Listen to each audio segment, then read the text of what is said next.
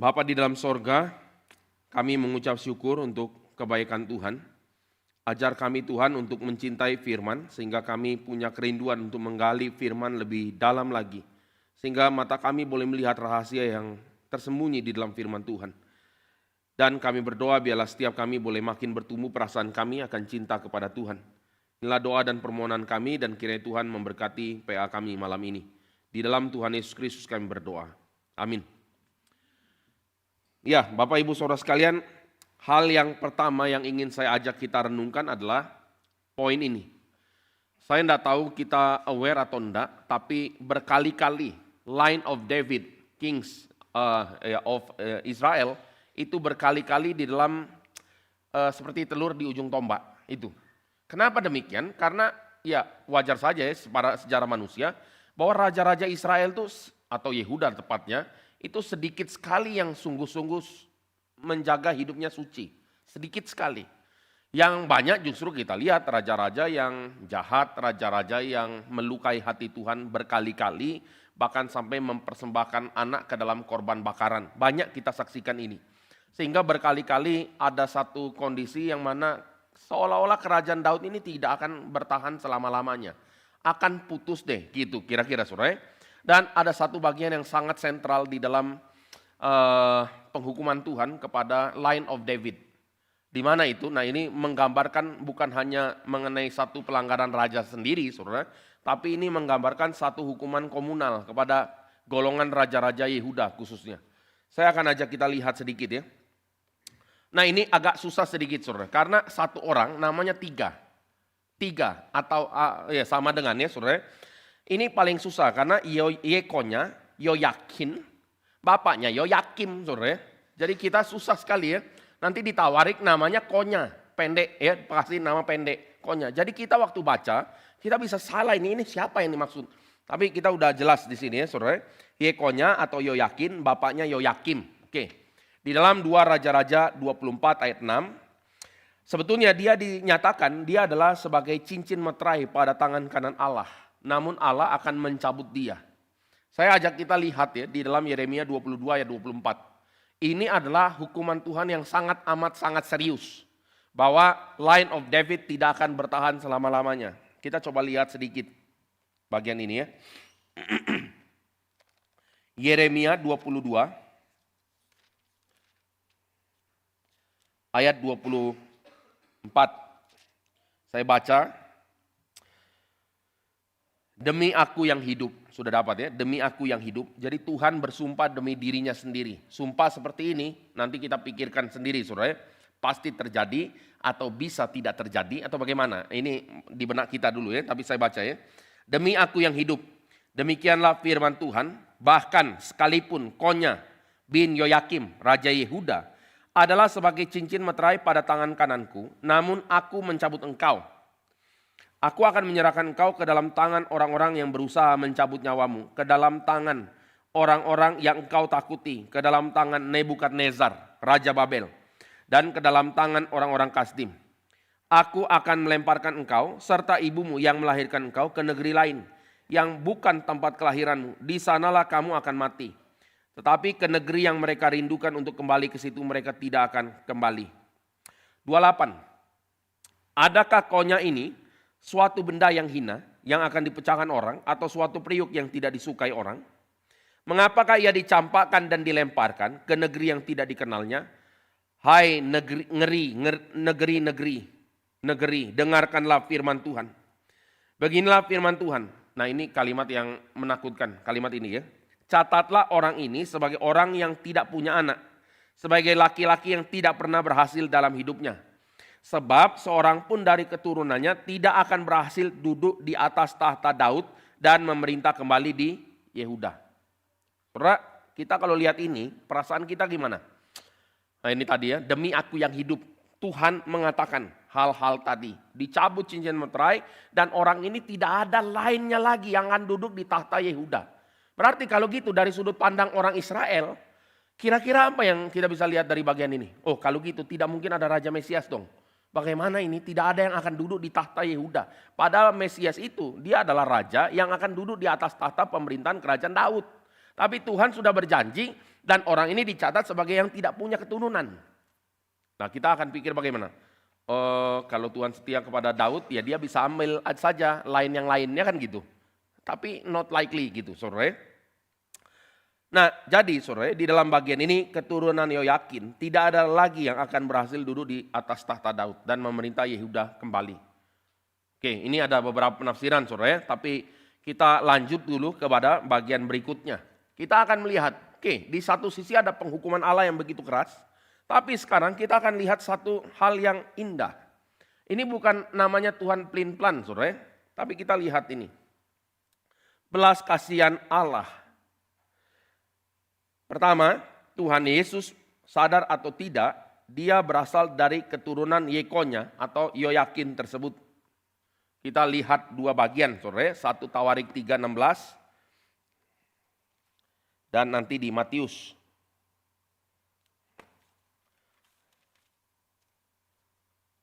1 Tawarik 3 ayat 16. Keturunan Yoyakim ialah Yekonya, anaknya itu, dan anak orang ini adalah Zedekia. Oke, ini very clear saudara. Zedekia. Kita lihat lagi di dalam Matius. Matius pasal 1 ayat 12.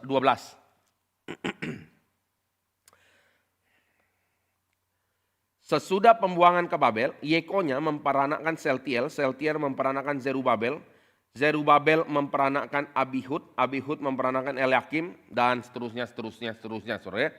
Jadi kalau kita ngomong secara sederhana saja begini, kadangkala secara praktis bagian list nama di dalam Alkitab tuh rada enggan untuk kita baca. Betul enggak? Lumayan saudara. Lumayan. Tapi saudara, kalau kita baca, kita akan lihat mengenai belas kasihan Tuhan. Itulah kenapa studi mengenai nama ini sangat-sangat penting, khususnya bicara mengenai belas kasihan Tuhan. Ini salah satu bagiannya ya. Jadi Kristus berasal dari keturunan Yekonya. Dia berasal dari sini. Dan kemudian terdapat kemurahan hati Tuhan bergantung pada kebenaran atau ketidakbenaran dari seseorang. Sehingga dengan begitu, murah hati Allah membalikan penghakimannya dan mengangkat Zerubabel bin Seltiel bin Yoyakin atau Yekonya menjadi cincin meterai. Itu di dalam Hagai 2 ayat 24 dan kemudian baru digenapi dalam Tuhan Yesus Kristus. Ada yang indah gak di sini? Ada. Konya tadi dibilang cincin meterai Tuhan, tidak jadi, dicabut. Dicabut, mereka masuk dalam pembuangan. Ya. Setelah dalam pembuangan murka Tuhan sudah dinyatakan, penghakiman Tuhan sudah dinyatakan. Sekarang belas kasihan Tuhan yang dinyatakan. Yang pertama kali dinyatakan kepada Yeremia, yang diingat oleh Daniel, di mana di akhir masa pembuangan Daniel berdoa kepada Tuhan, mengingatkan mengenai 70 tahun sebentar lagi selesai. Dan kemudian Israel dibawa Tuhan pulang kembali ke tanah halaman mereka masing-masing. Dan kemudian Tuhan bangkitkan Zerubabel bin Seltiel. Di dalam keadaan yang polemik begitu besar, akhirnya bait Allah dibangunkan juga. Setelah dibangunkan Bapak Ibu Saudara sekalian, kemudian ada satu kalimat, Zerubabel bin Seltiel menjadi cincin meterai Tuhan. Ini kalau kita tidak dapat linknya saudara, kita tidak rasa ada signifikan kok. Kita coba lihat ya sedikit ya. Hagai 2:24. Hagai pasal 2 ayat 24.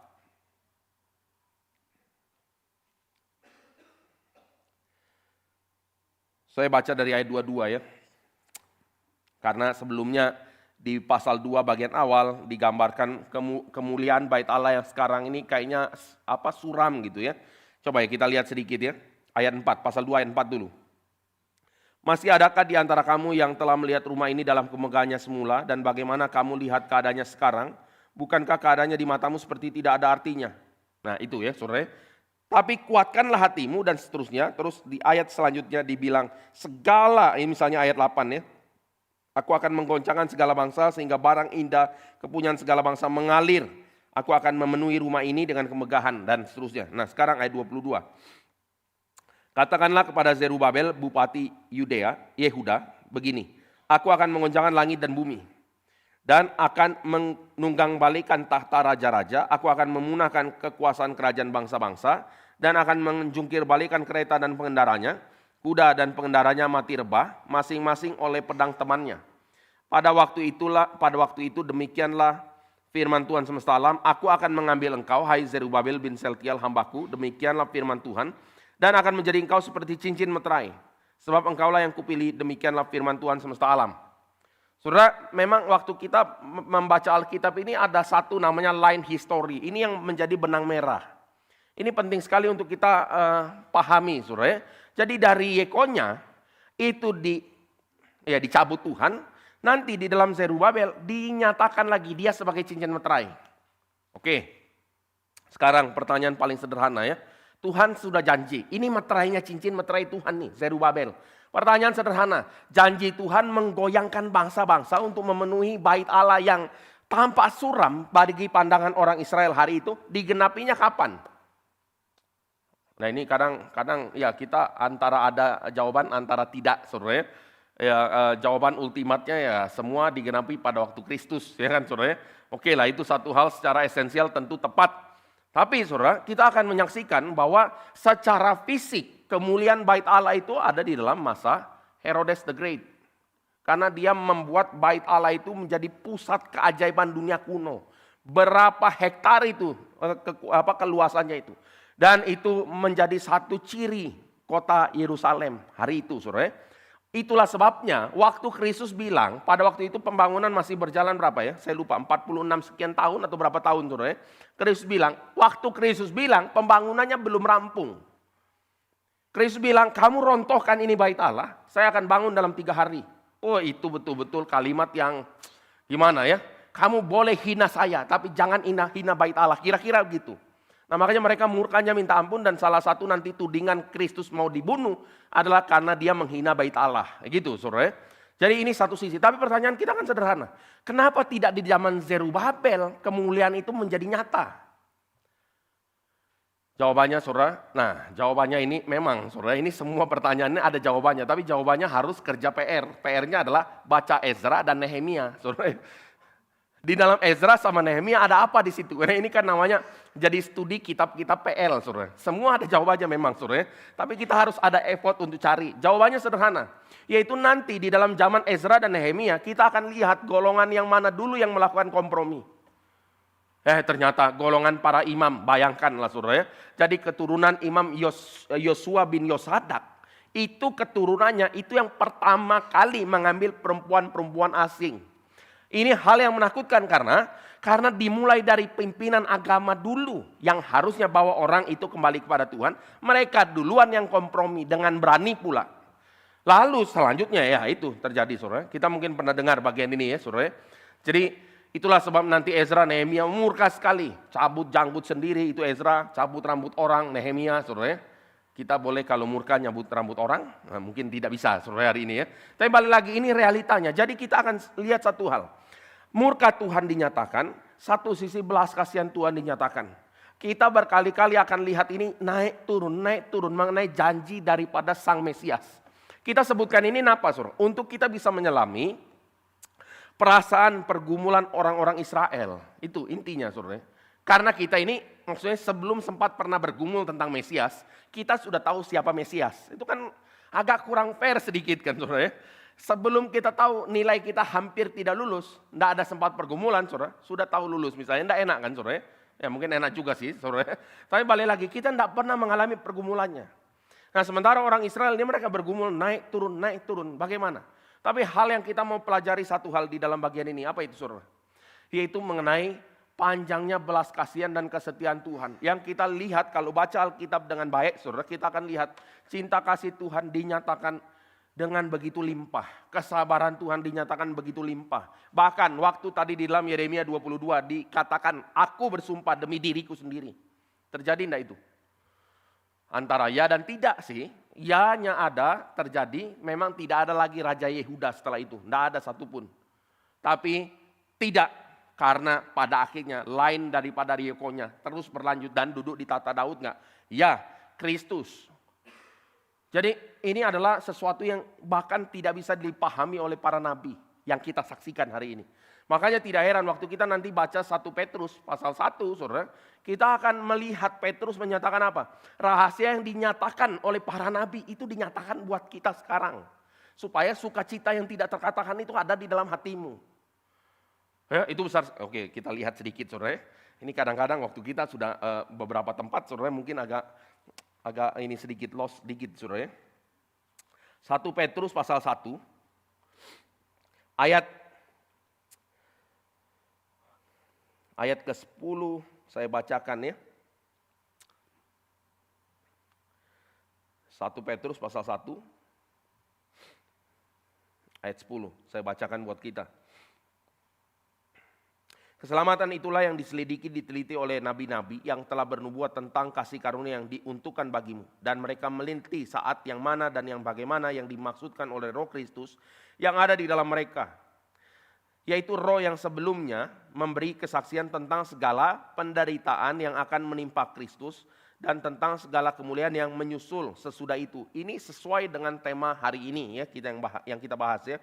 Kepada mereka telah dinyatakan bahwa mereka bukan melayani diri mereka sendiri, tapi melayani kamu dengan segala sesuatu yang telah diberitakan sekarang kepada kamu dengan perantaraan mereka yang oleh Roh Kudus diutus dari sorga menyampaikan berita Injil kepada kamu, yaitu hal-hal yang ingin diketahui oleh malaikat-malaikat.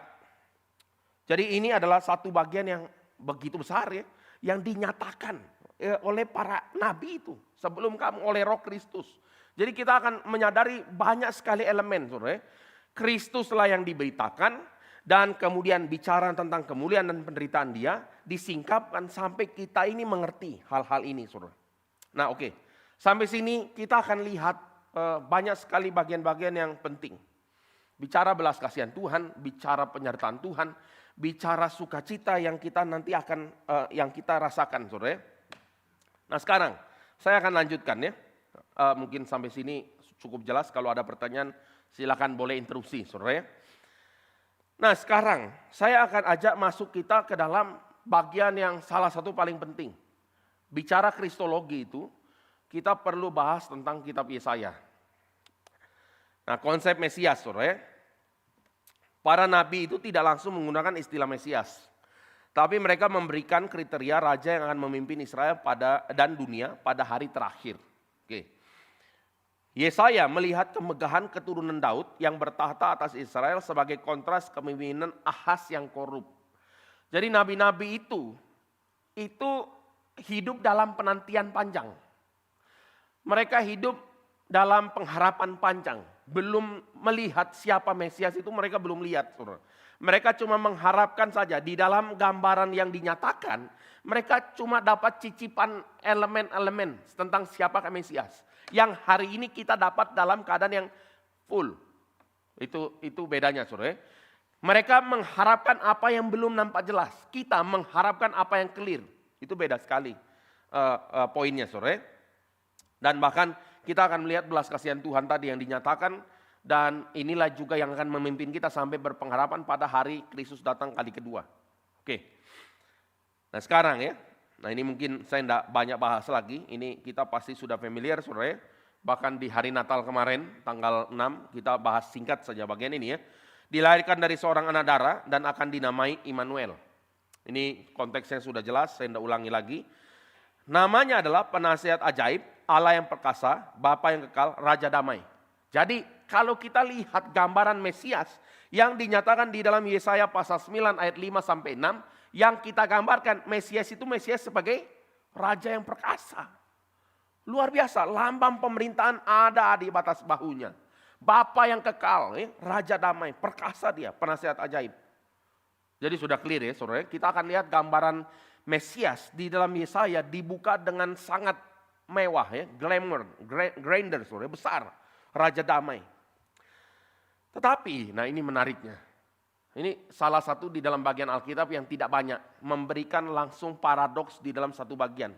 Dia adalah seorang yang memberitakan tentang Mesias yang menderita. Saudara. Tapi bukan dia satu-satunya, ada lagi nanti.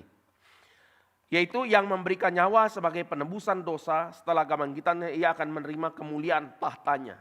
Wah ini banyak sekali saudara. Kita akan bisa lihat banyak sekali elemen ini. Tapi saya ajak kita lihat beberapa bagian saja ya.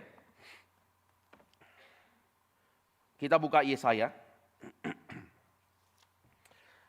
Yesaya 42 dulu. Kita coba lihat saudara. Yesaya 40 sampai 66 itu satu bagian saudara. Kadang dibilang Deutero Yesaya juga.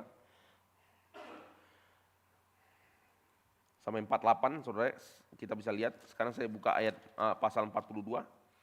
Ayat pertama sampai ke-7. Ini penting sekali dan saya percaya kita sudah sering dengar bagian ini ya. Lihat ayat 1, itu hambaku yang kupegang, orang pilihanku, kepadanya aku berkenan. Aku telah menaruh rohku ke atasnya supaya ia menyatakan hukum kepada bangsa-bangsa. Ia tidak akan berteriak atau menyaringkan suara atau mendengarkan suaranya di jalan. Bulu yang patah terkulai tidak akan diputuskannya. Sumbu yang pudar nyalanya tidak akan dipadamkannya, tapi dengan setia ia akan menyatakan hukum. Ia sendiri tidak akan menjadi pudar dan tidak akan patah terkulai sampai ia menegakkan hukum di bumi. Segala pulau mengharapkan pengajarannya. Beginilah firman Tuhan yang menciptakan langit membentangkannya, yang menghamparkan bumi dengan segala yang tumbuh di atasnya, yang memberi nafas kepada umat manusia dan mendudukinya, dan nyawa kepada mereka yang hidup di atasnya. Aku ini telah memanggil engkau untuk maksud penyelamatan. Telah memegang tanganmu, aku telah membentuk engkau dan memberi engkau menjadi perjanjian bagi umat manusia. Menjadi terang untuk bangsa-bangsa, untuk membuka mata yang buta, untuk mengeluarkan orang hukuman dari tempat tahanan, dan mengeluarkan orang-orang yang duduk dalam gelap dari rumah penjara. Saudara sampai sini dulu. Kalau kita tidak baca semua, kita akan bingung, engkau ini siapa? Ya kan gitu ya. Misalnya kita lihat di dalam ayat ke-6, aku ini Tuhan telah memanggil engkau untuk maksud penyelamatan. Engkau ini siapa? Tapi kalau kita baca terus, saudara, kita tahu engkau ini adalah yang dimaksud adalah hamba Tuhan. Hamba Tuhan ya, maksudnya hambaku yang kupegang, orang pilihanku itu saudara. Dan kalau kita lihat ini, puji Tuhan saudara, karena kita sudah ada namanya perjanjian baru. Kita tahu ini digenapkan oleh Kristus. Tapi elemen penting untuk kita sadar mengenai Raja yang perkasa.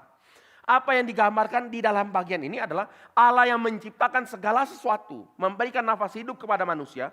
Dia memilih hambanya untuk menyatakan dia punya pengajaran, ya, keadilan di segala bangsa sampai segala pulau mengharapkan pengajarannya. Besar enggak? Besar sekali ini.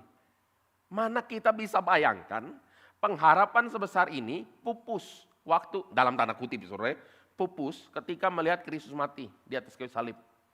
Itu tidak matching saudara. Tapi Yesaya sudah singkapkan banyak bagian ini. Pasal 49. Sebenarnya bagian-bagian ini ya kalau kita dalami satu-satu ya banyak sekali kelimpahannya saudara. Sekarang kita lihat ya di dalam pasal 49. Ini juga bicara mengenai hamba Tuhan ya, masih sama ya. Hamba Tuhan sebagai terang di tengah segala bangsa. Saya bacakan singkat saja saudara. Dengarkanlah aku hai pulau-pulau, perhatikanlah hai bangsa-bangsa yang jauh. Tuhan telah memanggil aku sejak dari kandungan. Tadi ya di situ juga. Telah menyebut namaku sejak dari perut ibuku. Ia telah membuat mulutku sebagai pedang yang tajam. Dan membuat aku berlindung dalam naungan tangannya. Ia membuat aku menjadi anak panah yang runcing. Dan menyembunyikan aku dalam tabung panahnya. Ia berfirman kepadaku, engkau adalah hambaku Israel.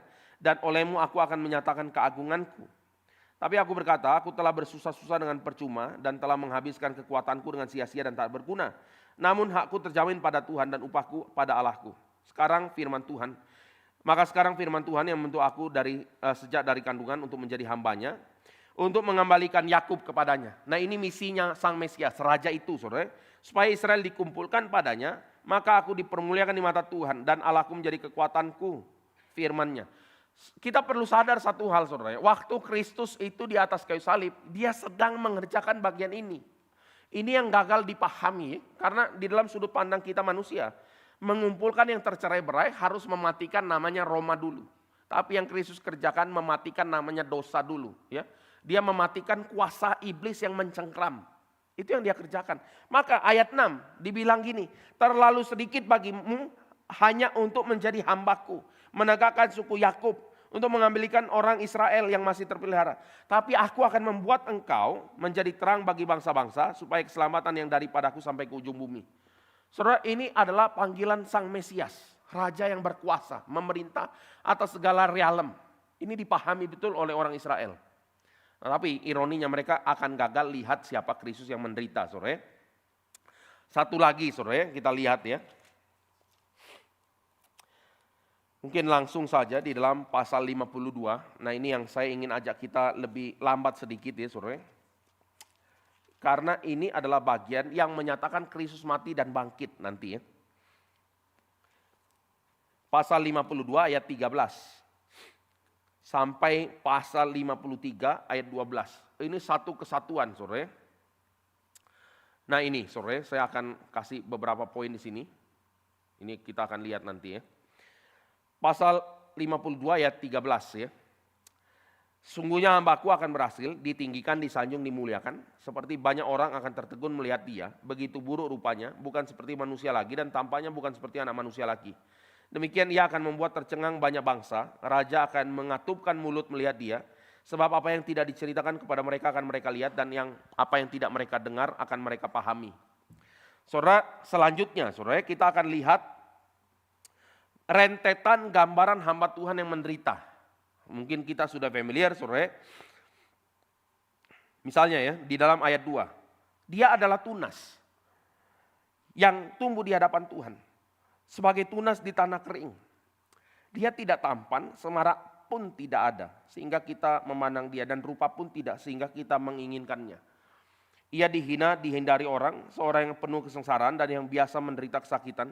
Sangat dihina sehingga orang menutup mukanya terhadap dia dan bagi kita pun dia tidak masuk hitungan. Tapi sungguhnya penyakit kita yang ditanggungnya, kesengsaraan kita yang dipikulnya. Padahal kita mengira dia kena tulah, dipukul dan ditindas Allah. Sampai sini bentar saudara ya. Nah waktu kita renungkan ini, di dalam benak kita, kita langsung punya gambaran Mesias, Kristus. Tapi tidak demikian dengan orang Israel. Sebagai taruk dia tumbuh, itu taruk di tanah yang kering saudara. Itu gambaran apa? Mungkin waktu Natal kemarin kita udah bicara saudara.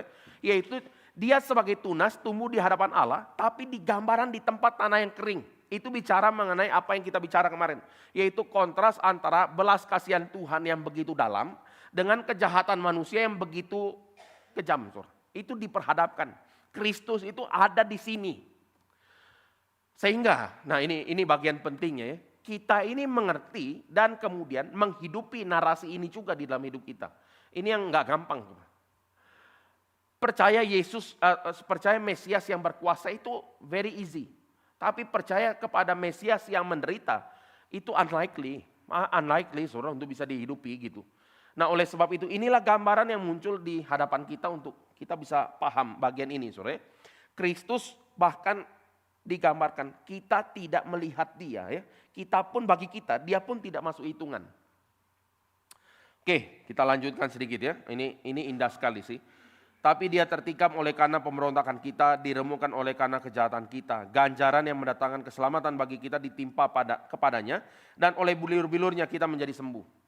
Kita semua sesat seperti domba, ya, menjalan masing-masing, tapi Tuhan menimpakan kepadanya kejahatan kita sekalian. Dia dianiaya tapi membiarkan diri ditindas. Tidak membuka mulutnya seperti anak domba yang dibawa pembantaian, seperti induk domba yang keluh di depan orang yang menggunting bulunya. Ia tidak membuka mulutnya, saudara. Dan seterusnya, ini adalah bicara mengenai penderitaan Kristus, saudara. Sampai di dalam ayat 53, ini kita coba garis bawahi. Ini bagian yang dikit sekali bicara tentang kematian Sang Mesias. Ayat 10. Ayat 9 ya, kita coba lihat ya, ayat 9. Ini jelas sekali, ada kalimat apa? Orang menempatkan kuburnya di antara orang-orang fasik. Berarti Mesias ini mati, harus mati. Orang menempatkan kuburnya di tempat antara orang-orang fasik. Dalam matinya dia di antara penjahat, sekalipun tidak berbuat kekerasan dan tipu tidak ada dalam mulutnya. Berarti digambarkan apa? Sang Mesias yang dari tadi kita bahas, yaitu hamba Tuhan, itu akan mati, mengalami penderitaan, penolakan. Tapi yang dia kerjakan adalah untuk mendatangkan keselamatan bagi kita. Ini sudah dicatat oleh Yesaya, saudara. Yesaya mencatat ini dengan sangat clear. Dan ayat 10. Tetapi Tuhan berkehendak menemukan dia dengan kesakitan. Lalu apabila ia menyerahkan dirinya sebagai korban penebus salah, ia akan melihat keturunannya, umurnya akan lanjut dan kehendak Tuhan akan terlaksana olehnya. Kita harus sadar ya, korban menebus salah. Untuk menjadi korban penebus salah ada satu syarat, saudara, mati. Ya nggak bisa jadi korban kalau ya bukan korban lain maksud saya.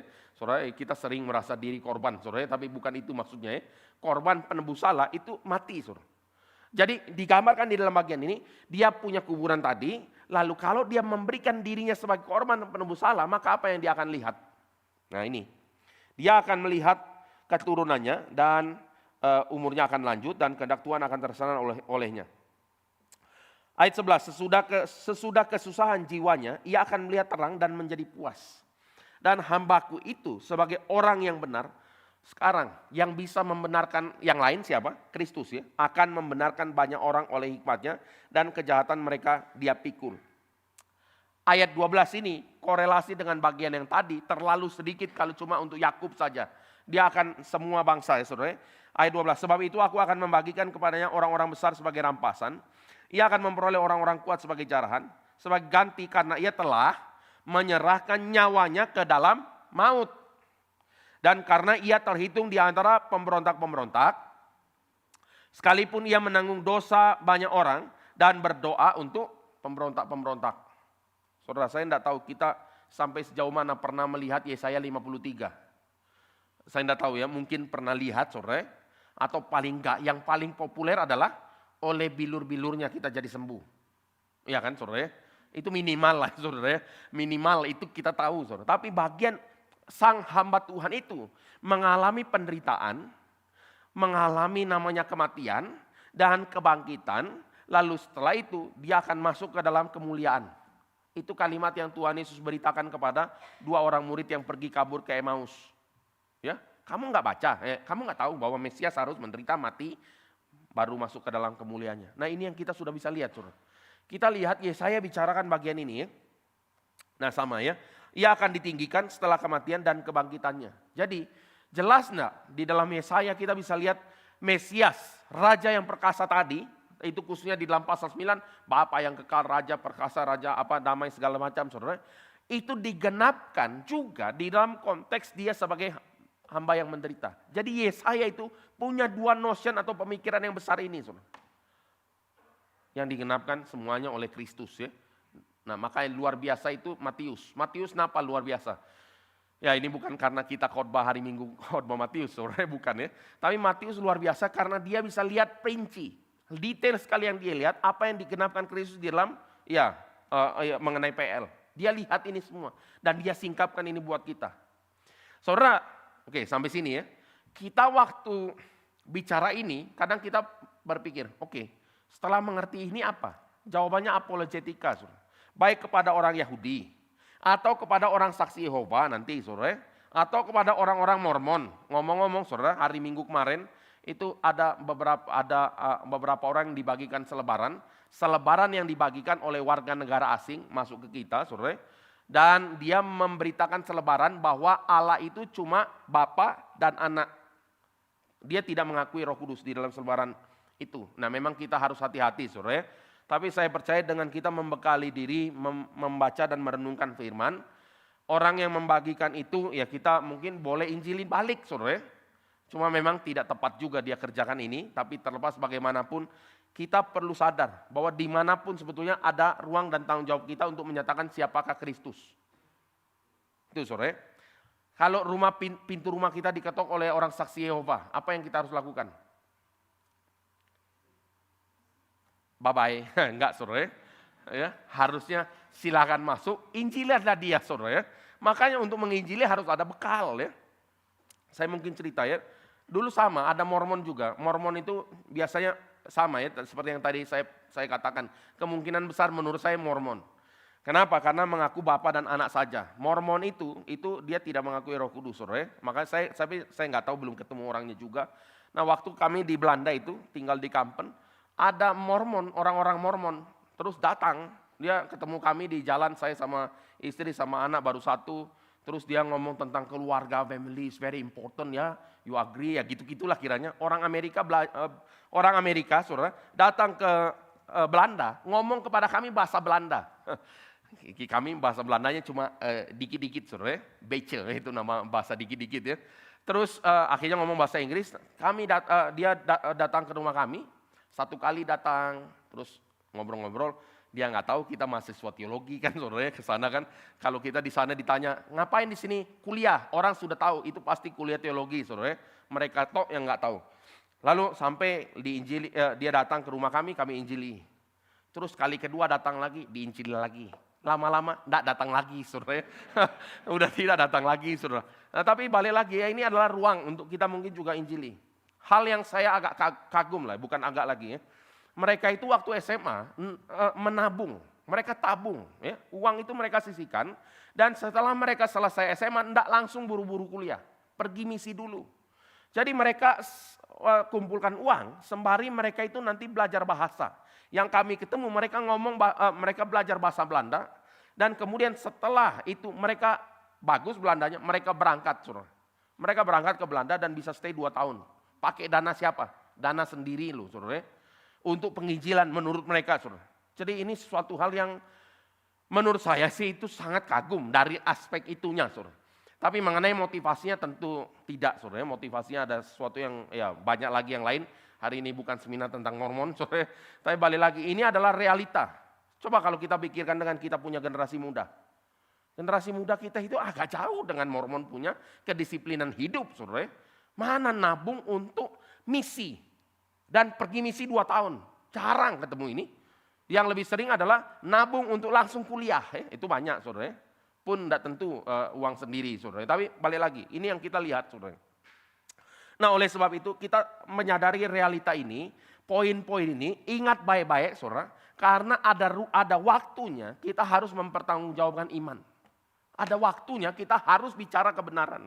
Kalau kita tidak diperlengkapi diisi dari sekarang saudara, kita pada waktunya, ya udah, sorry ya kami lagi mau pergi, ya, itu ya, tutup pintu dan orang itu disuruh pergi. Nah itu jangan saudara. Dan ya kalau bicara mengenai ini memang nggak gampang ya. Salah satu hal yang saya pernah ketemu adalah menginjili orang saksi Yehova. Juga sulit minta ampun. Ketemu, nggak bisa jawab, dia bawa atasannya lagi. Besok datang lagi ketemu, nggak bisa jawab, bawa lagi yang lebih atas saudara. Nggak bisa jawab, nggak datang lagi saudara. Itu saja udah. Dan kalau kita pernah ngobrol sama mereka, mereka akan muter. Kita kalau lagi ngomong kejadian, biasanya kita selesaikan dulu pembahasan di kejadian. Nanti dia loncat ke mana. Kalau kita ngomong lagi bagian itu, dia loncat lagi ke mana. Dia akan kabur karena mereka tidak ngerti apa yang mereka bicarakan. Inilah bagian yang kita lakukan hari ini ya, survei. Salah satunya survei beberapa bagian kitab Perjanjian Lama. Tadi kita bicara Yeremia, bicara Yekonya, saudara, kita bicara Hagai. Kita bicara Tawarik, 1 Tawarik 3:16. Kita bicara Matius, penggenapannya bagaimana, saudara. Ini adalah pemikiran yang kita perlu punya. Jadi kadang ya, belajar itu mirip ya. Kalau belajar tanpa kita tahu tujuannya apa, rasanya rada-rada berat, ya kan, betul kan saudara? Sama lah kayak kita dulu ini ya, di sekolah belajar fisika atau kimia. Saya enggak tahu, saudara mungkin ada ahli fisika dan kimia, jangan tersinggung saudara. Dalam benak saya dulu ya, ngapain ya pikirin perubahan suhu ya gitu ya. Udahlah, kamu masukin saja lemari es, beres.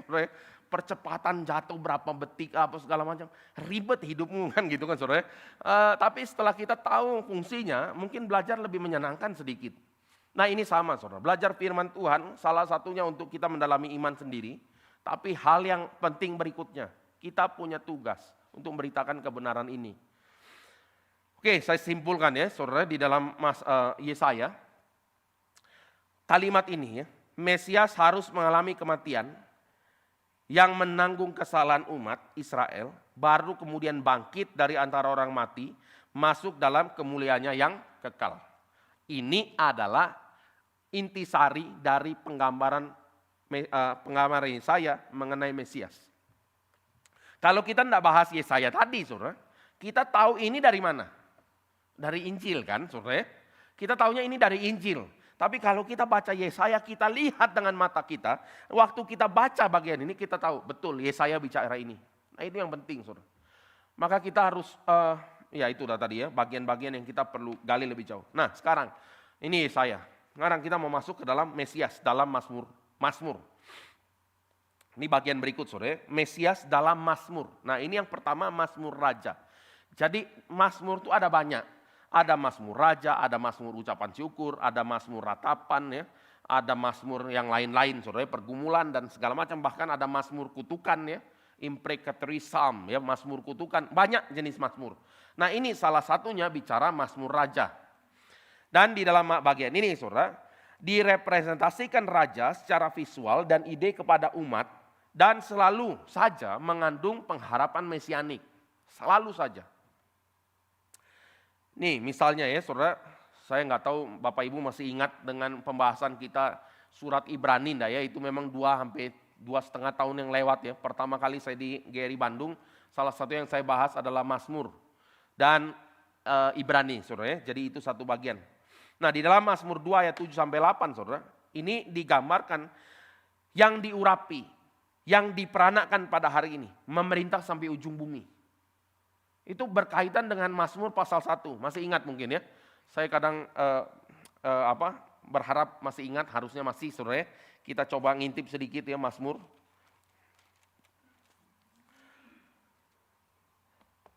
Mungkin brief saja, very brief saudara ya. Saya tidak berharap juga ulangi apa yang kita dulu pernah bahas ya di PA 2 tahun lewat. Mazmur 1 dan 2 itu satu unit, kenapa? Karena dibuka dengan ucapan bahagia, ditutup dengan ucapan bahagia. Lihat Mazmur pasal 1 ayat 1, berbahagialah, itu kata-katanya ya. Dan di dalam pasal 2 ayat ke-12 terakhir dielai kelihatan jelas ya.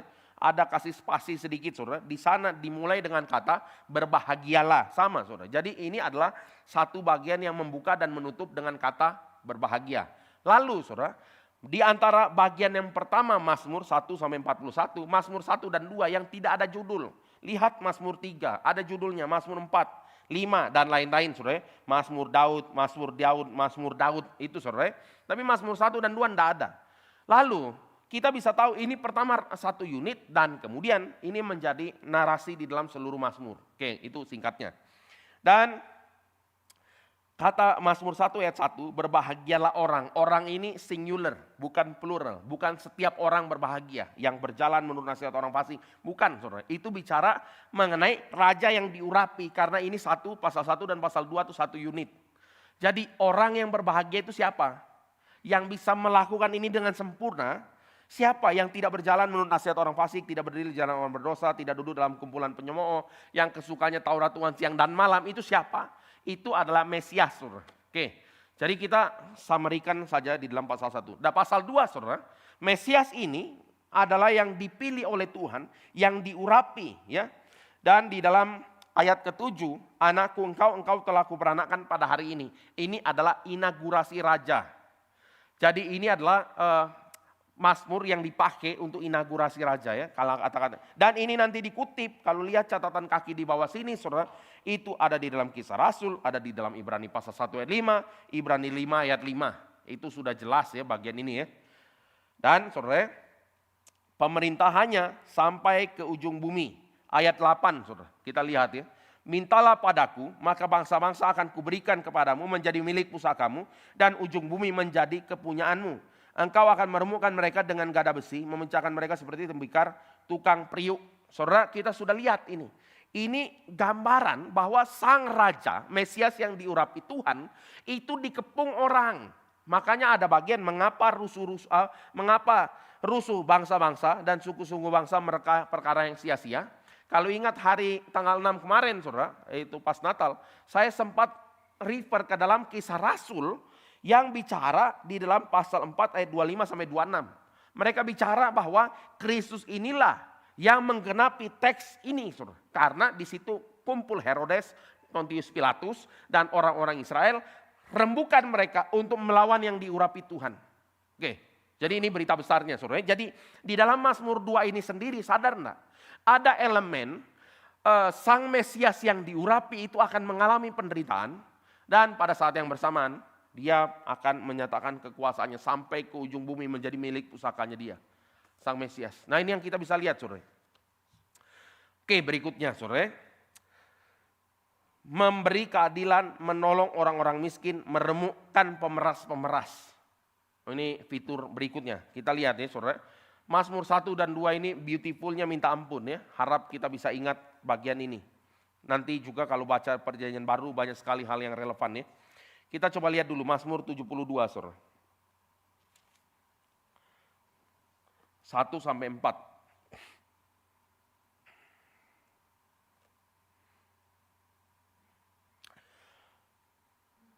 Dari Salomo, ya Allah, berikanlah hukum-Mu kepada raja, keadilan-Mu pada putra raja. Kiranya ia mengadili umat-Mu dengan keadilan dan orang-orang-Mu yang tertindas dengan hukum. Kiranya gunung-gunung membawa damai sejahtera bagi bangsa dan bukit-bukit membawa kebenaran. Kiranya ia memberi keadilan kepada orang-orang yang tertindas dari bangsa itu, menolong orang-orang miskin, tapi meremukkan pemeras-pemeras. Ini natur sang raja, saudara. Raja Israel itu, semua jabatan mereka itu adalah prefiguratif daripada sang Mesias. Raja di atas segala raja. Nah itu ya. Dan coba lihat ya ayat 5. Kiranya lanjut umurnya selama apa saudara? Ada matahari. Dan selama ada bulan turun-temurun. Jadi digambarkan ini kekal saudara. Kalau film silat kita lihat ya. Ada orang ngomong kepada raja supaya raja itu umurnya berapa? Wan sui, seribuan tahun ya gitu kan saudara. Oh, itu panjang umur sekali itu. Tapi ini kalah dengan gambaran yang ada di sini. Semoga panjang umurnya selama matahari ada. Dan selama ada bulan. Itu adalah menggambarkan kekekalan pemerintahan sang raja. Saudara. Jadi di dalam bagian ini bicara mengenai pemerintahan berlangsung kekal. Menegakkan daripada keadilan, menolong orang miskin dan meremukkan pemeras-pemeras. Mazmur 110. Nah ini kumpulan nih saudara yang saya ajak kita lihat ya. Ini beberapa elemen saja. Kalau kita ngomong Mazmur bicara bagian ini. Dan tidak semua Mazmur itu seperti Mazmur 2. Ada bagian penindasan, ada bagian kemuliaan. Tidak semua saudara, tapi ada ya. Mazmur 110. Wah ini indah sekali bagian ini. Mungkin saya baca saja dari ayat 1 sampai 4 saudara. Demikianlah firman Tuhan kepada Tuanku. Duduklah di sebelah kananku sampai kubuat musuh-musuhmu menjadi tumpuan kakimu. Tongkat kekuatanmu akan diulurkan Tuhan dari Sion, memerintahlah di antara musuhmu. Pada hari tentaramu, bangsamu merelakan diri untuk maju dengan berhiaskan kekudusan dari kandungan fajar. Tampil bagimu kerajaan seperti embun. Tuhan telah bersumpah dan Ia tidak akan menyesal. Engkau adalah imam untuk selama-lamanya menurut Melkisedek. Ini adalah satu-satunya bagian yang bicara keimaman menurut ordo Melkisedek. Dan ini dibicarakan oleh Daud, yang Daud pernah punya pengalaman menjadi jabatan imam. Ya, ini agak kontroversial bicara ini saudara. Tapi Daud pernah pakai baju efod, Daud mengucap berkat. Ini kemarin kita sempat singgung singkat saja saudara. Dan anak-anak Daud menjadi imam. Nah ini yang kita bisa lihat di dalam ordo Melkisedek. Dan Bapak Ibu Saudara sekalian, kalau kita ingat Kristus pernah menjawab orang Farisi menggunakan teks ini. Kenapa? Karena ya Kristus bicara ya. Daud bicara kepada Tuanku. Dia bicara tentang siapa? Tentang aku. Oh itu kan provokatifnya minta ampun saudara. Daud bagi mereka udah figur yang besar sekali dan Kristus bilang, kamu tahu Daud sudah tidak ada. Dia ngomong tentang siapa itu? Tentang saya. Ya mana enggak makan emosi mereka orang-orang Israel ini kan saudara. Dan selalu kalah kalau ngomong sama Tuhan Yesus ya, tidak pernah menang satu kali pun. Dijebak bagaimanapun jawabannya ada saja gitu kan ya. Itu aduh ya oke lah kita lihat bagian ini. Nah, dan di dalam bagian ini saudara, Mesias duduk di sebelah kanan daripada Tuhan. Dan dia meremukkan daripada musuh-musuhnya. Saudara nanti perlu lihat lagi catatan kaki ini untuk studi sendiri ya di rumah mungkin ya.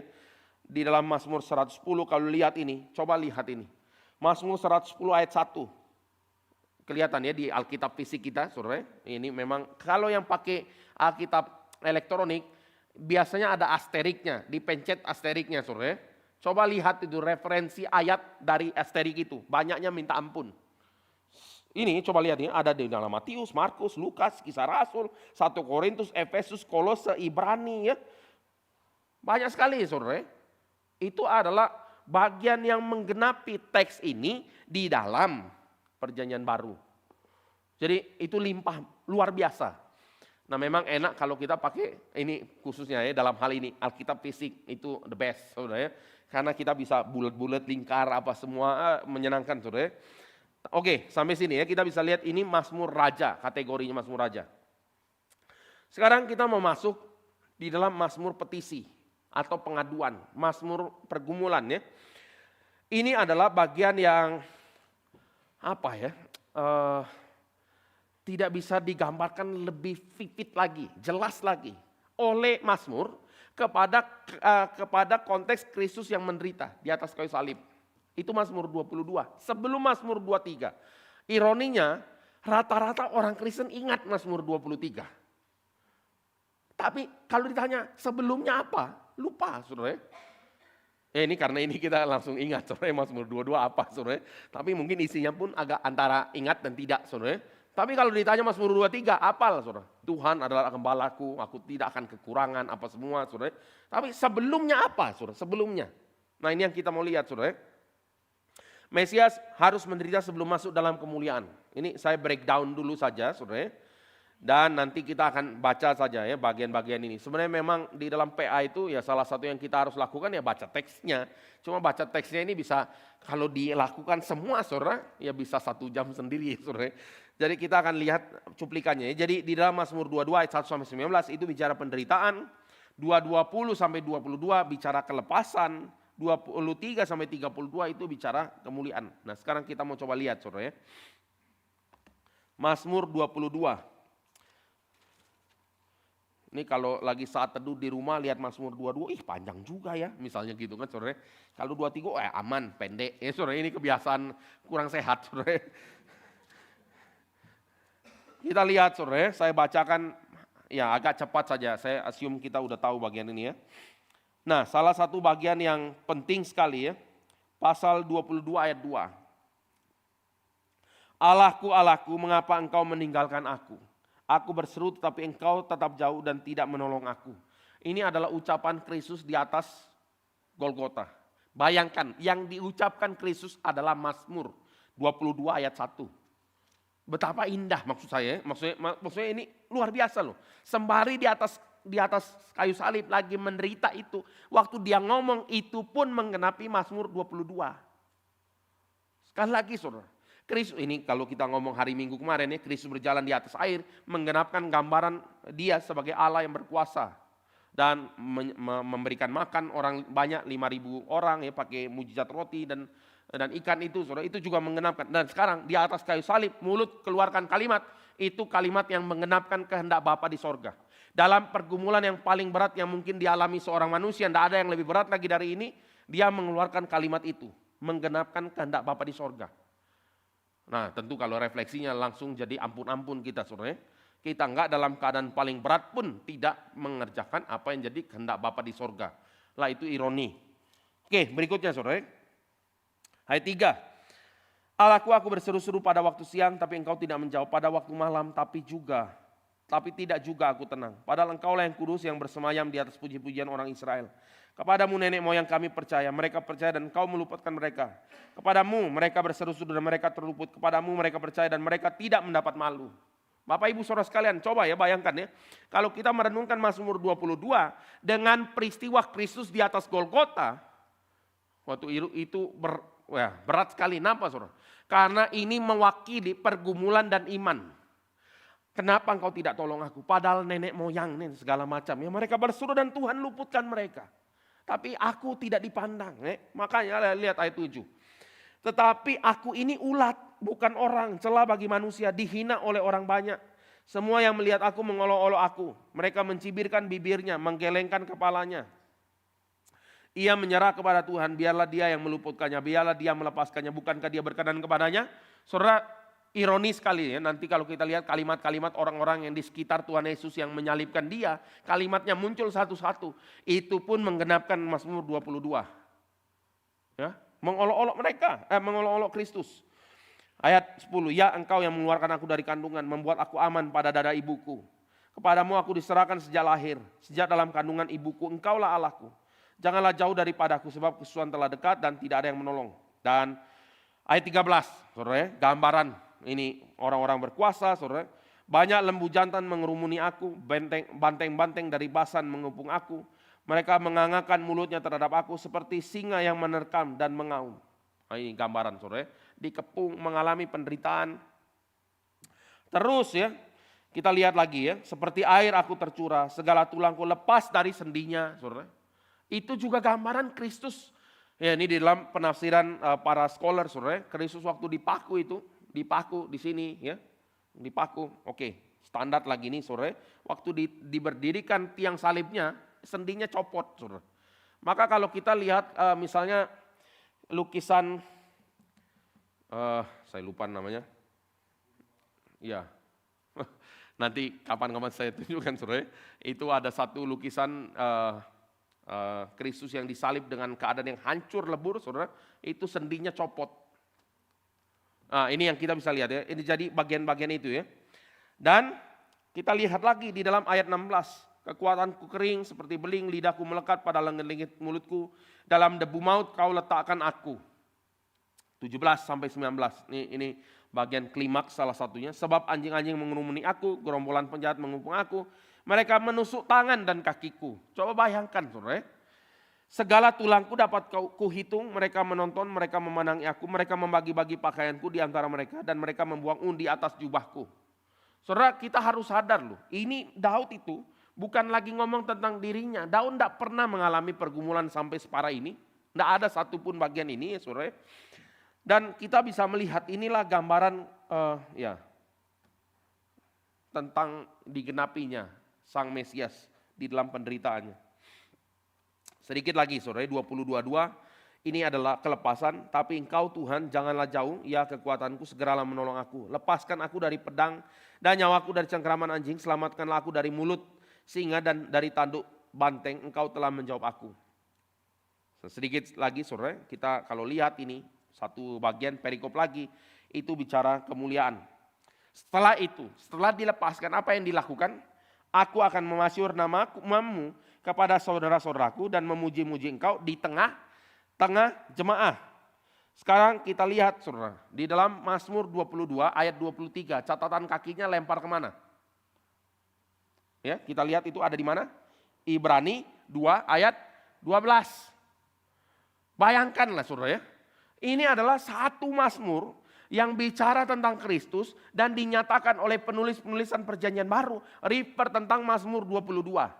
Sampai penulis Ibrani juga sadar dia, dan dia kasih tahu ini bagian ini, Kristus bicarakan ini. Dan terus ya banyak sekali, memang ini kalau kita bahas satu PA aja untuk urusan Mazmur 22, ya itu juga cukup waktu masih ini ya saudara, tapi kita pendek saja saudara. Ayat 24 ya. Kamu yang takut akan Tuhan, pujilah dia, hai segenap anak cucu Yakub, muliakan dia, gentarlah terhadap dia, hai segenap anak cucu Israel. Sebab ia tidak memandang hina atau merasa jijik kesengsaraan orang tertindas. Ia tidak menyembunyikan wajahnya kepada orang itu, dan ia mendengar ketika orang itu berteriak minta tolong kepadanya.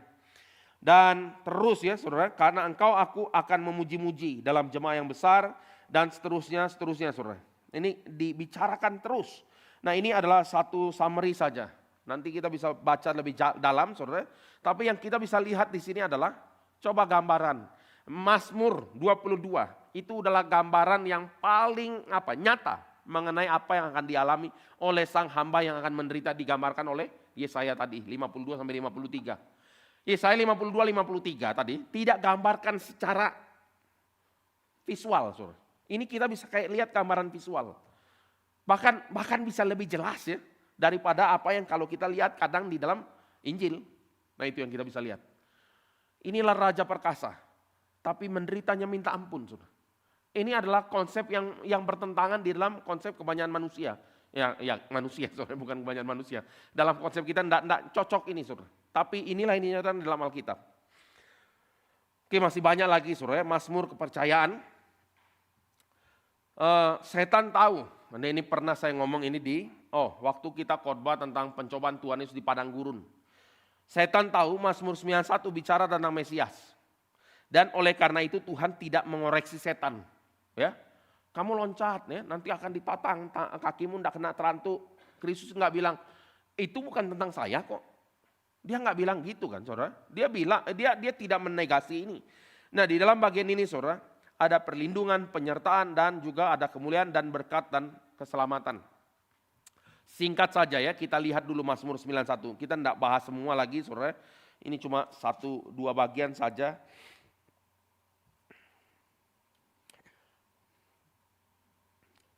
Ini ya, yang kita sering ngomong itu ya.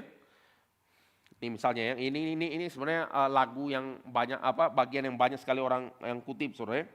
Ayat 7 misalnya ya.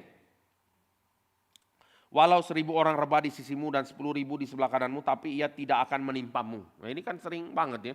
Kalau ditanya amin, amin lah, apalagi mau dijawab apa Saudara.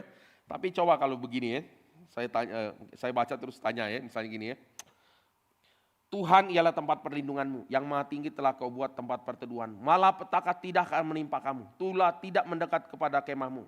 Malaikat-malaikatnya diperintahkannya kepadamu, menjaga engkau di segala jalanmu. Mereka akan menatang engkau di atas tangannya, supaya kakimu jangan terantuk kepada batu. Amin. Wah ini bahaya Saudara. Ini adalah bicara tentang Kristus, ya kan gitu kan ya. Kita kalau tahu ada bagian yang tidak terhentuk batu kakinya, kita punya kaki ditangkat sama malaikat. Kita ditanya amin, rasa agak guilty feeling. Ini guilty feeling itu muncul kalau orang tahu teksnya, Saudara. Tahu itu adalah godaan yang dikasih oleh setan kepada Kristus.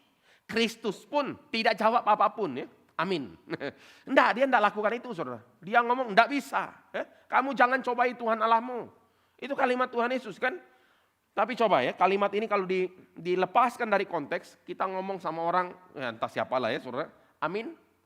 Gampang diaminkan Saudara. Hati-hati memang. Kristus saja tidak gubris bagian itu. Meskipun itu adalah refer kepada dia. Dia tidak gubris. Karena dia tahu yang dilakukan iblis adalah untuk mencobai dia loncat dari hubungan bait Allah.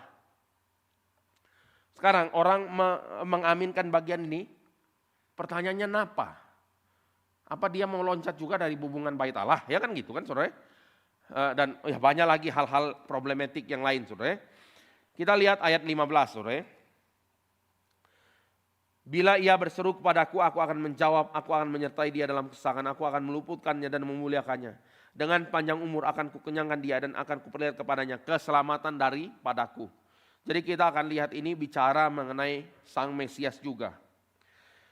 Banyak sekali Bapak Ibu Saudara sekalian, kenyataan bahwa bangsa Israel dibuang membuat para pemazmur meletakkan pengharapan pembebasan di bahu mesianik yang akan datang. Dalam dasar perjanjian yang unconditional, orang beriman tahu bahwa sejarah Israel akan berakhir dalam kemuliaan dan bukan tragedi. Ini harus digarisbawahi ini. Sejarah itu akan berakhir bukan dengan tragedi, tapi dengan kemuliaan. Itu kita aminkan, betul. Tapi kemuliaan bukan seperti yang kita pahami. Kenapa? Bukan seperti yang dipahami dunia, Saudara. Tapi kemuliaan yang kita lihat di dalam Kristus. Inilah juga kalau ingat masih ya Saudara, ya hari Sabtu yang lalu Saudara, kita bicara kemuliaan Allah yang dinyatakan dalam Kristus. Dalam hal apa? Belas kasihan dan kebenaran. Belas kasihan kapan dinyatakan? Di atas Golgota Saudara, di atas kayu salib, itu belas kasihan, pengampunan yang dikerjakan. Nah jadi kemuliaan ini yang kita itu boleh sharingkan juga. Dan tentu saja pengharapan pada eskatologi menghasilkan satu pengharapan yang jelas. Berakhir bukan dengan tragedi, tapi kemuliaan. Karena Kristus datang kali kedua. Kalau enggak kan konyol. Para misionaris yang mati itu dianggap mati konyol, Saudara. Padahal kan tidak, Saudara. Para nabi seperti Hagai, Zakaria bernubuat sekitar tahun 500-an ya. Dipenuhi akan pengharapan Raja Mesias yang akan datang dalam garis dari Zerubabel anak Daud. Ketika pengharapan tersebut gagal, maka Israel berharap pada Mesias yang akan datang. Ya. Mereka mengharapkan Mesias yang akan datang. Nah ini sampai sini dulu, mungkin ada tanggapan atau pertanyaan Saudara, silahkan. Jadi kita sudah lakukan overview ya, silahkan mungkin ada mic di depan kiri saya.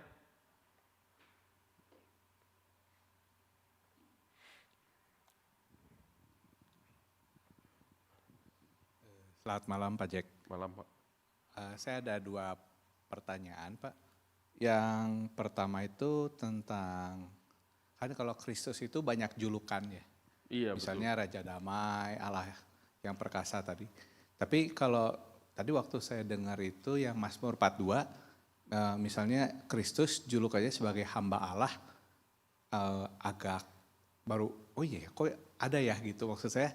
Kayak jarang denger gitu. Dan kalau misalnya kita di lagu-lagu juga ya, kalau di himne kan kalau Bapa yang perkasa, Raja Damai, mungkin ada kutipan-kutipan. Tapi kalau hamba Tuhan itu agak jarang atau memang saya yang kurang ini ya. Tapi kalau kita ngomong Immanuel misalnya gitu ya, kan kita sering dengar gitu. Tapi kalau hamba Tuhan kok aneh. Tapi ya enggak. Itu pertama apa mungkin nanti Bapak bisa kasih komentar. Yang kedua Pak, saya tuh latar belakangnya dulu kan dari navigator. Jadi waktu tahun 2006-2007 saya baru belajar teologi reform. Pas beberapa hari yang lalu ketemu orang yang tahu saya waktu masuk itu dia bilang teologi saya masih kacau balau gitu. Nah saya pernah baca buku judulnya adalah Mendoakan Janji Allah ya. Di situ yang nulisnya adalah staf navigator, terus dia tuh misalnya dia, jadi gini intinya adalah si pendiri navigator itu dia punya visi untuk menjalankan amanat agung Kristus. Nah itu adalah tujuan dia mendirikan navigator, penginjilan. Kemudian dia salah satu tulisannya adalah kalau dia baca Alkitab, tulisan-tulisan itu adalah Tuhan berbicara kepada dia gitu. Terus sehingga waktu dia pendekatan dengan cara seperti itu, waktu membaca Mazmur, baca Yesaya misalnya. Ada seorang presiden navigator yang merasa saya kok sudah pelayanan tidak berbuah. Kemudian dia baca Mazmur 53, 54. Nah di 54 tuh misalnya dibilang kemahmu akan mengembang ke kanan ke kiri. Aku akan berkata kepada utara berikanlah, kepada selatan janganlah tahan-tahan. Sehingga kadang-kadang kayak tadi terlalu sedikit bagimu menjadi hambaku di Israel. Tapi aku akan membuat engkau menjadi terang bagi bangsa-bangsa supaya keselamatan daripadamu sampai ke ujung bumi. Jadi dia merasa ayat itu adalah ini ditujukan Tuhan kepada saya. Jadi saya dalam pelayanan ada seperti mendoakan janji Allah ini, janji yang Tuhan berikan. Padahal kalau kita baca dari penjelasan teologi reform, itu sebetulnya refer kepada Kristus. Nah ini termasuk sesat atau termasuk gimana ya wajar, ya mungkin bisa kasih komentar. Terima kasih Pak. Baik Pak. Terima kasih Pak. Saya pikir ini pertanyaan yang mewakili ya realita dari ya pelayanan, respons seorang waktu baca firman. Nah 2 hal ya, pertama kenapa ya istilah hamba Allah atau hamba yang menderita itu jarang muncul. Karena itu adalah natur keberdosaan manusia, dia pilih. Kalau bisa dapat banyak kenapa harus menderita, kalau bisa enak kenapa susah.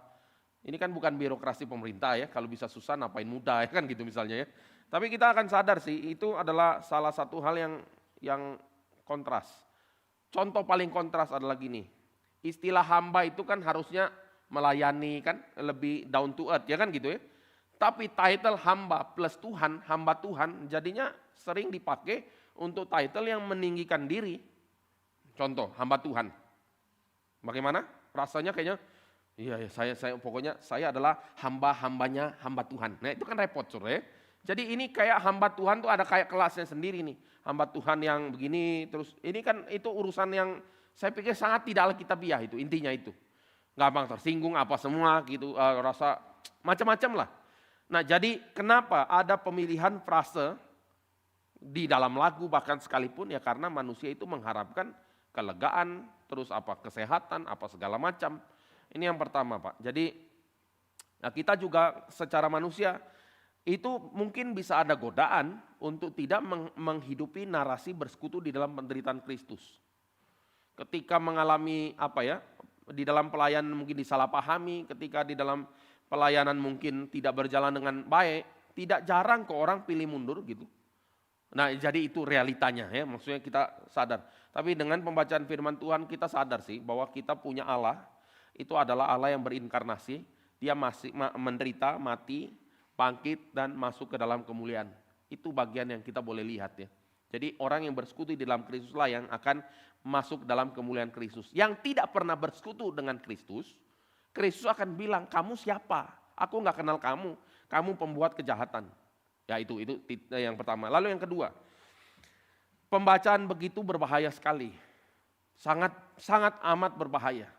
Pembacaan yang tepat adalah kita melihat firman digenapkan dalam Kristus, dan Kristus adalah batu penjuru yang mengutus kita, dia kan memberikan perintah, mengutus kita untuk pergi, jadikanlah segala bangsa muridku. Udah titik itu, dan aku akan menyertai kamu sampai kepada kesudahan zaman, titik. Ketimbang mengklaim bagian yang sudah digenapkan Kristus, itu itu bahaya sekali. Coba klaim tadi, Mazmur 91, loncat ya, kaki kita akan ditatang sama si malaikat. Bagaimana? Fakta dalam sejarah, bukan sejarah lah ya, sejarah hidup, kita jalan biasa aja bisa kantuk batu kok. Apa berarti saya waktu ke sandung batu lalu encok ya, atau lagi mau pelayanan jatuh di pinggir jalan ya, gigi patah misalnya. Apa berarti kita ini bukan orang yang dipelihara Tuhan? Ini kan jadi kacau balau kehidupan kita gitu. Nah maka orang-orang yang mungkin membaca secara seperti itu akan menghasilkan pergumulan yang tidak perlu dalam hidupnya. Plus merasa dekat dengan Tuhan padahal enggak. Itu kan bahaya ya, karena dia akan menghidupi namanya probabilitas. Nah mungkin itu sedikit bagian. Nah apa yang kita perlu lakukan? Jawabannya 1, belajar. 2, bertobat. Ya kan gitu ya. 3, rendahkan hati. Udah, enggak ada yang lain. Kalau nggak pernah belajar, nggak pernah baca firman, gimana ya? Dia ngomong pokoknya Alkitab saja. Ya dia kalau cara penafsiran begitu, ya gimana bisa berubah gitu kan ya. Nah, jadi mungkin demikian singkatnya Pak. Silakan mungkin ada lagi, silakan minta tolong Mike. Pak, setelah mendengar penjelasan tadi ya, saya malah jadi deg-degan gitu. Karena Yohanes Pembaptis dan murid-murid Yesus juga salah tafsir ya, atau mereka pasti baca yang tadi ya, Mazmur 91, Yesaya 53, mereka baca dan mereka nggak ngerti gitu Pak. Mungkin setelah Pentakosta baru pada ini, tapi jadi mikir gitu, kita juga dibekali ekskatologi gitu. Nanti Tuhan datang kedua seperti apa? Bisa nggak nanti kita salah juga Pak? Sama seperti ya murid-murid Yesus pada zaman ketika ini. Jadi mungkin Tuhan Yesus sudah datang, tapi kita nggak tahu gimana Pak. Baik Pak, ini saya pikir juga sangat penting ya. Pertama, mereka baca firman pada waktu itu di dalam pertanyaan yang mereka nggak clear. Yohanes Pembaptis adalah orang yang menurut saya paling belajar firman. Maka waktu ada keraguan di dalam hatinya, dia tanya sama Kristus. Dan Kristus kasih jawaban, dan dia tidak kasih utusan lagi, tanya lagi. Berarti cukup jelas, sudah ya. Kamu tahu yang ini berjalan apa segala macam, itu ya, Tuhan Yesus jawab itu dan dia lihat, dan dia tahu. Dan dia tidak kirimkan lagi jawaban. Jadi akhir hidup Yohanes Pembaptis, meskipun belum hari Pentakosta, dia tahu Kristus adalah Sang Mesias. Itu indah sekali, luar biasa ya. Murid-murid, memang sih murid-murid tidak tahu 100% tentang Kristus, tapi iman mereka yang diwakilkan oleh Petrus itu melampaui bahkan imam besar, ahli Taurat, orang Farisi. Sampai dia bisa bilang, Tuhan Yesus tanya, menurut kamu siapa aku? Menurut orang dia Elia, menurut siapa ini segala macam, tapi menurut kamu siapa? Anak Allah. Itu kan kalimat yang besar ya. Tapi memang keberdosaan manusia, khususnya pada saat itu, menghasilkan pemikiran yang tadi, bias. Yang mereka pikirkan Kristus mulia. Nggak salah Kristus mulia, tapi bukan sekarang, bukan gitu cara yang seperti yang kamu pikirkan para muridnya. Nah jadi itu yang dikoreksi sampai hari Pentakosta, mereka clear sekali dan setelah itu tidak ada pertanyaan lagi. Nah kalau kita tanya pengharapan eskatologi para rasul kepada Kristus yang akan datang, apa menyimpang? Jawabannya pasti enggak. Jadi Kristus dinyatakan oleh firman Tuhan juga di dalam kedatangan Kristus kali kedua, dinyatakan oleh firman Tuhan. Nah maka yang kita harus gambarkan adalah apa yang digambarkan di dalam Alkitab. Ambil contoh, Wahyu, ini memang kita belum ada pembahasan Wahyu, mungkin tahun depan, mungkin ada 1 bulan kita coba bahas ya, Wahyu. Wahyu itu untuk dipahami, itu harus tahu namanya genre penulisan kitab Ayub itu 1, apokaliptik sifatnya, banyak nubuatan. Banyak imagery, gambaran. Nah gambaran-gambaran ini nih, ada yang dijelaskan, ada yang tidak. Yang tidak dijelaskan, sudah hati-hati berspekulasi. Yang dijelaskan sudah clear bahwa ada antikristus ya. Antikristus digambarkan seperti binatang, punya tanduk, apa segala macam, kepala 7 segala macam ya. Tidak bisa berdagang dan lain-lain. Itu gambaran, tapi yang clear adalah ada antikristus. Ada penganiayaan, ada tekanan ekonomi. Itu yang kita bisa tahu menjelang akhir zaman. Nah lalu mengenai Kristus datang kali kedua juga digambarkan. Mengenai misalnya ya kita tahu ya, bukan sifatnya pengangkatan, ada penganiayaan besar 3,5 tahun, itu kebanyakan premil atau postmil juga punya sedikit pandangan yang seperti itu. Tapi kita menggambarkan Kristus datang bisa sewaktu-waktu dia datang. Nah lalu, ini bagian terakhir mungkin yang saya respon nih. Hati-hati dengan orang yang selalu klaim naik turun surga dan neraka. Hati-hati itu adalah jelas penipu. Tapi banyak orang tetap tidak rela kalau dibilang orang-orang seperti ini penipu. Karena wahyu Tuhan sudah ditutup. Waktu dia ngomong saya lihat sorga dan neraka, dia sedang memberikan wahyu lagi. Beginilah sorga dan beginilah neraka. Alkitab sudah jelas dia bilang ditutup. Jangan tambah kurangi apa segala macam. Itu wahyu terakhir. Udah clear. Lebih parah nanti dia bilang saya ketemu Kristus. Lah Kristus kalau ngomong sama dia itu langsung jadi wahyu. Lah gimana? Terus orang ini kalau gambarkan ya. Gambaran yang sudah ada di Alkitab. Pertanyaan kita. Kenapa harus kamu ketemu lagi dengan Tuhan kalau isinya sama? Ya kan gitu. Ngapain? Ini kan adalah cuma cetakan pertama, kalau Alkitab ya, cetakan pertama, cetakan kedua kan sama isinya. Kenapa kamu harus terima wahyu baru kalau isinya sama? Kalau isinya beda, pertanyaan kok berani kamu ya itu saudara? Nah tapi orang kan justru yang mau mendengar cerita ini pengen dengar cerita yang berbeda. Misalnya dengar gini, orang dengar cerita itu bahagia, cerita mimpi aja bahagia. Tadi malam saya mimpi. Ketemu, langsung telinganya dibuka saudara.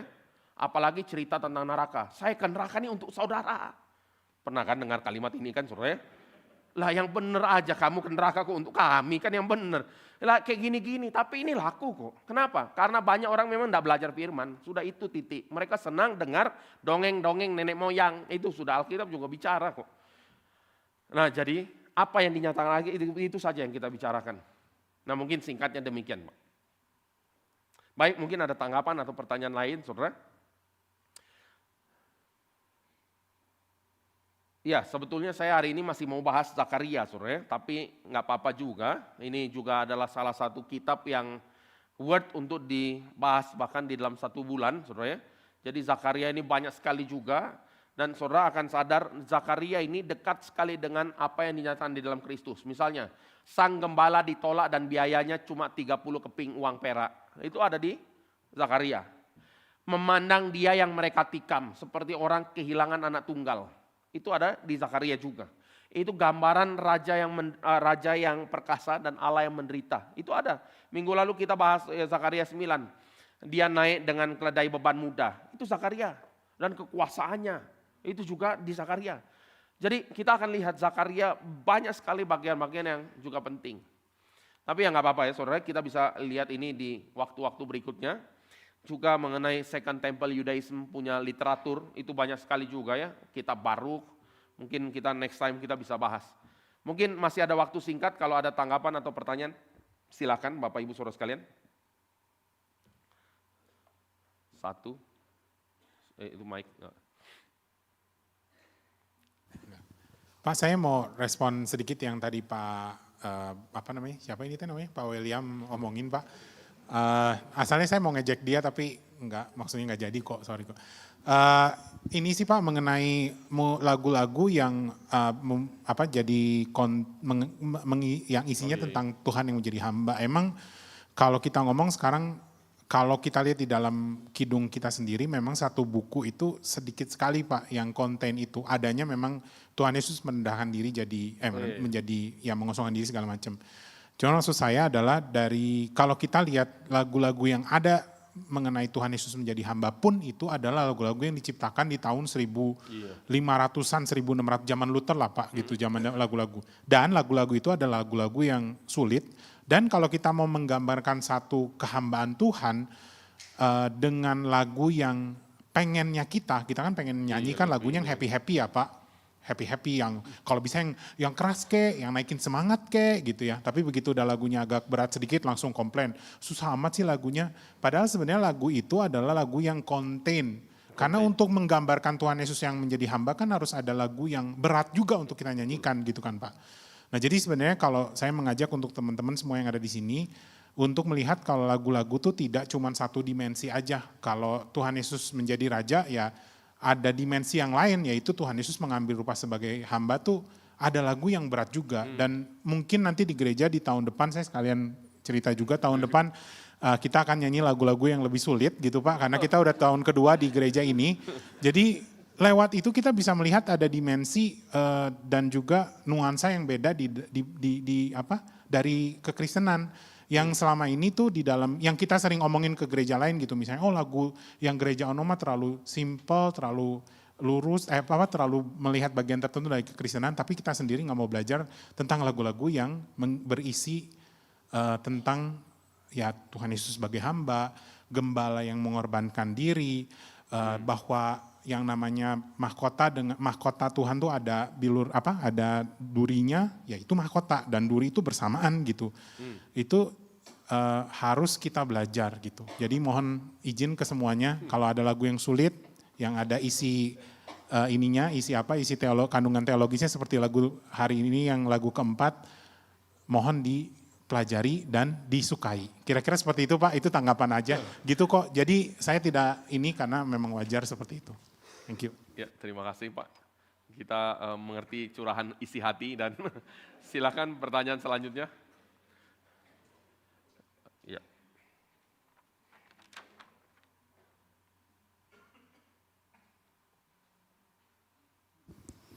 Ya kalau tadi sih cuma promosi tentang lagu yang agung.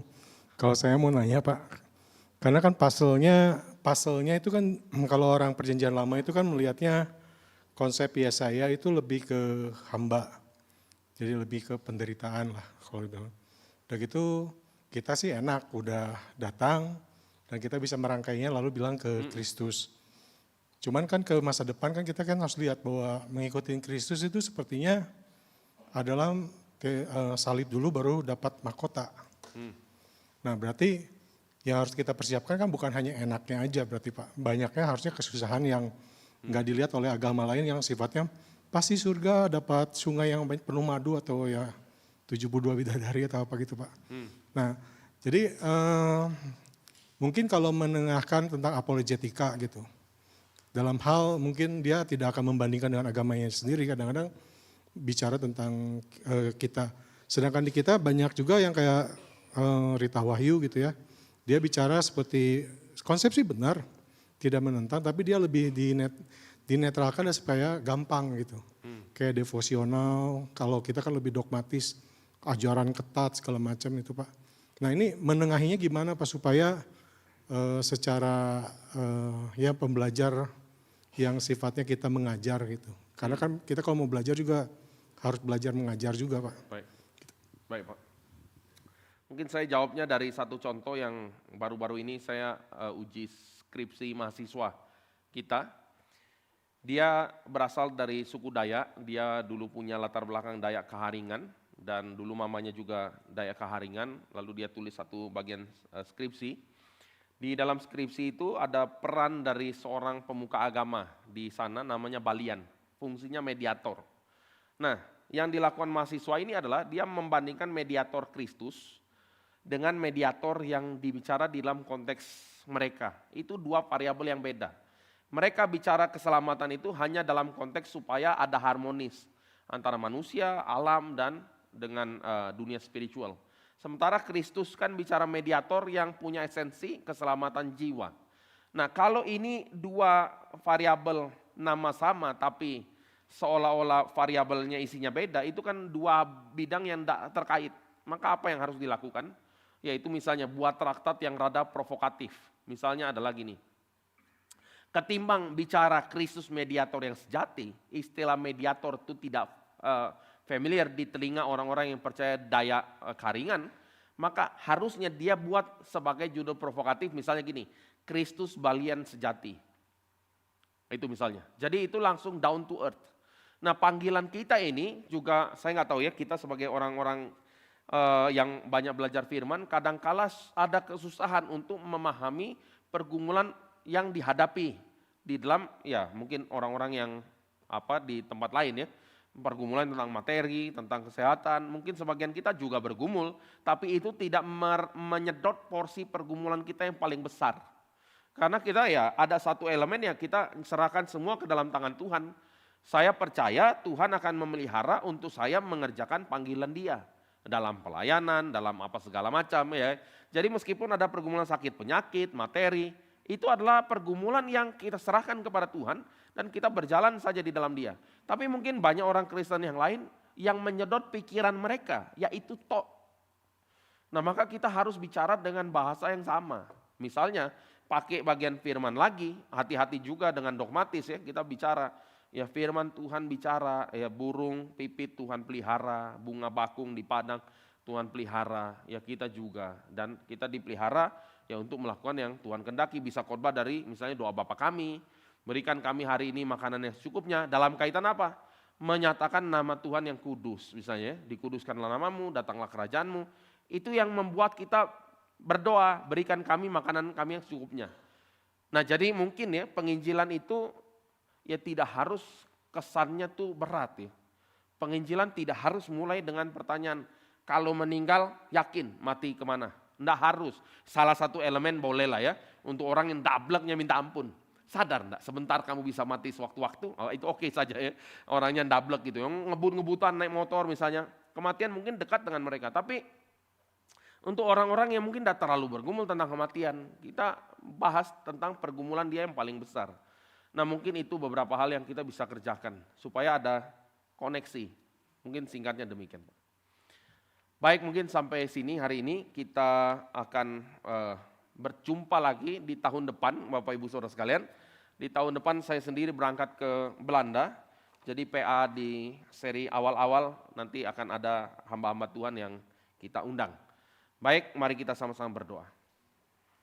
Bapa di dalam sorga, kami bersyukur pada malam ini kami boleh merenungkan bagian-bagian firman. Kami tahu Tuhan, firman Tuhan begitu limpah. Dan biarlah kami boleh mempunyai rasa cinta kepada firman Tuhan. Dan juga dari pembelajaran itu muncul satu respon kami. Untuk juga boleh membagikan firman ini kepada orang-orang di sekitar kami. Dengan bahasa yang dapat dipahami, dengan kerendahan hati yang daripada Tuhan. Untuk kami ini boleh berjalan, menggenapkan rencana Tuhan dalam hidup kami. Kami berdoa Tuhan, tolong setiap kami Tuhan, di dalam pergumulan-pergumulan yang kami hadapi, di dalam relasi juga, di dalam pekerjaan, di dalam banyak hal yang lain. Biarlah pergumulan itu makin membentuk kami, makin cinta Tuhan, membentuk kami untuk makin berserah pada Tuhan, membentuk kami pada akhirnya boleh memiliki cinta kepada orang-orang di sekitar kami. Terima kasih Bapa, dalam nama Tuhan Yesus kami berdoa. Amin.